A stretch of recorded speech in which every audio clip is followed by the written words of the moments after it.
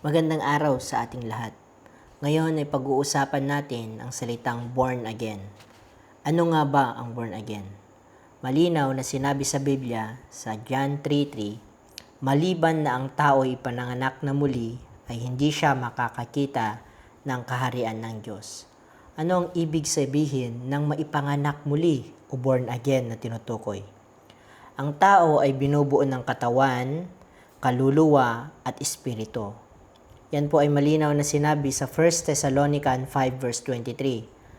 At pakabanalin kayong lubos ng Diyos din ng kapayapaan at ang inyong espiritu at kaluluwa at katawan ay ingatang buo na walang kapintasan sa pagparito ng ating Panginoong Hesukristo.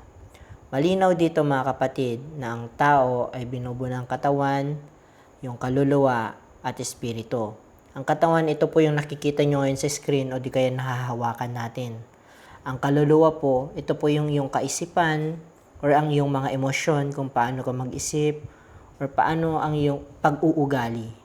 At ang espiritu naman po mga kapatid, ito ay ang kumukonekta sa Diyos at sa atin. Lahat ng tao ay pinanganak na patay ang espiritu. Malinaw na sinabi sa Ephesians 2, chapter 1 to 5.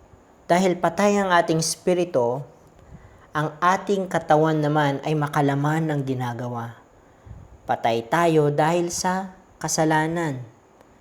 Patay ang espiritu, kaya makalaman ang katawan at ang kaluluwa natin kung paano tayo mag-isip, kung ano yung ikinikilos natin mga kapatid, ay dahil sa patay ang ating espiritu, kaya tayo ay naging makasalanan. Kung ano lamang ang gusto ng ating katawan, yun ang ating sinusunod. Bakit patay ang ating espiritu? Ito po ay mula sa Genesis chapter 2 verse 16 to 17. Ito po yung sinabi. At sinabi ng Panginoong Diyos sa tao, makakakain ka ng kahit anumang bunga ng punong kahoy sa halamanan, maliban lamang sa bunga ng punong kahoy na nagbibigay ng kaalaman kung ano ang mabuti at masama. Sapagkat sa oras na kainin mo ito, tiyak na mamatay ka. Ngayon mga kapatid, kinain pa rin ni Eva at Adan ang pinagbabawal ng Panginoon na kainin. Ngunit hindi sila physically na namatay. Ang namatay ay ang kanilang espiritu. Kaya lahat tayo patay ang espiritu. Kaya yan ang dahilan na sinabi na kailangan nating maipanganak muli o di kaya born again para makita ang kaharian ng Diyos. Ang ugnayan natin sa Diyos at sa tao ay nawala. Ito po yung sinasabing patay na espiritu. Kaya ngayon sinabi sa John 3:6, ang ipinanganak ng tao ay sumusunod sa ugali ng tao. Ngunit ang ipanganak sa espiritu ay sumusunod sa ugali ng espiritu. Kaya mga kapatid, ang espiritu natin ay ang dapat maborn again. Ngayon ang tanong, paano maboborn again ang ating espiritu? Ito po ang sinabi sa 1 John chapter 5 verse 1, ang sino mang nananampalataya na si Jesus ay siyang Kristo ay ipinanganak ng Diyos.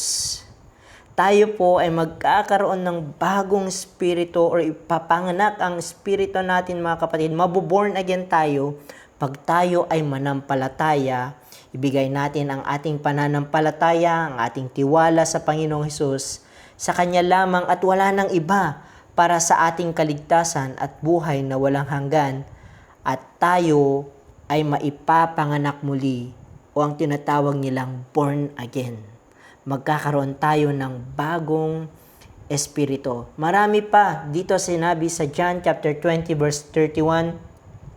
Ngunit ang mga ito ay nangasulat upang kayo'y magsisampalataya na si Jesus ay ang Kristo, ang anak ng Diyos, at sa inyong pagsampalataya ay magkakaroon kayo ng buhay sa kanyang pangalan. Ito rin sinabi sa John 3 verse 15, upang ang sinumang sumampalataya ay magkaroon sa kanya ng buhay na walang hanggan. Ang tinutukoy po dito ay ang ating Panginoong Hesukristo. John 6 verse 47, Katotohanang sinasabi ko sa inyo, ang sumampalataya ay may buhay na walang hanggan. At uling talata ito ang sinabi sa Acts chapter 16 verse 30 to 31 upang maintindihan natin ang pagiging born again. At sila'y inilabas at sinabi, mga Ginoo, ano ang kinakailangan kong gawin upang maligtas? At kanilang sinabi, manampalataya ka sa Panginoong Hesus at maliligtas ka, ikaw at inyong sambayan. Hindi ka maliligtas at maboborn again sa pamamagitan ng inyong gawa. Halos lahat ng tao ay nagtitiwala sa kanilang mabubuting gawa. Kung tatanungin mo kung paano ka ba pupunta sa pinangako ng Panginoon na buhay na walang hanggan, halos lahat sasabihin nila na kailangan kong gumawa ng tama dahil mabuti akong tao, dahil ganito ako. Yun po ang kanilang basihan upang kanilang maabot ang kaharian ng Panginoon. Ngunit hindi po.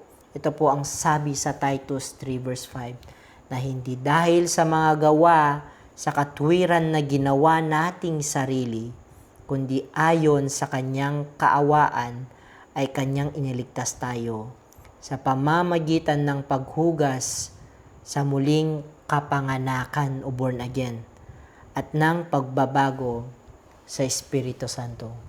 Ang born again, mga kapatid, ay hindi po ito relihiyon, kundi relasyon natin sa Panginoong Hesus. Kung gusto mo na ma-born again ka, kapatid, pwede kang mag-comment sa baba at aabutin ka namin, tatawagan ka namin upang ikaw ay ipanalangin. Maraming salamat sa Panginoon, ang pinakamataas na pasasalamat at gloria.